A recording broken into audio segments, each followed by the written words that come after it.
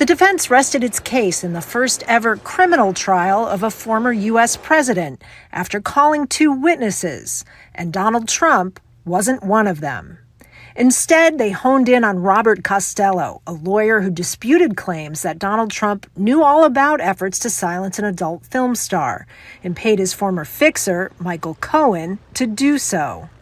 Trump's payments to Cohen are at the heart of the charges he faces, 34 counts of falsifying business records.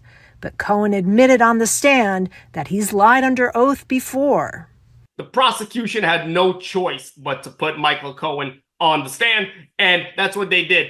Of course, he presents certain difficulties. The jury saw documents, emails, invoices, phone records, and even checks signed by Donald Trump, and heard from Stormy Daniels, who was paid to keep quiet in the run-up to the 2016 presidential election about an affair she claimed she had with him. They also heard from media mogul David Pecker, Trump's co-conspirator in the hush money scheme.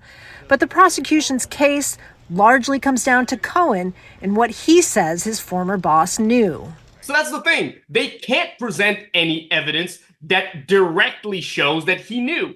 This is only information in Trump's head. The only way they can present that evidence is by presenting Stormy Daniels, Michael Cohen, David Pecker, people that have spoken to Trump and can tell a jury that was the intent behind the payment. Trump, who denies all of it, reserved his commentary for the cameras. It's very sad, but the good news is they've not proven a case.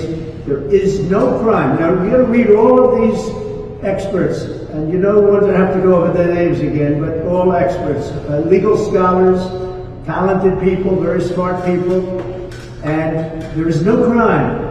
The jury will return to the courtroom next week to hear closing arguments and begin their deliberations. All 12 jurors must agree on Donald Trump's guilt or innocence to avoid a mistrial. Kristen Salumi, Al Jazeera, New York. Make sure to subscribe to our channel to get the latest news from Al Jazeera.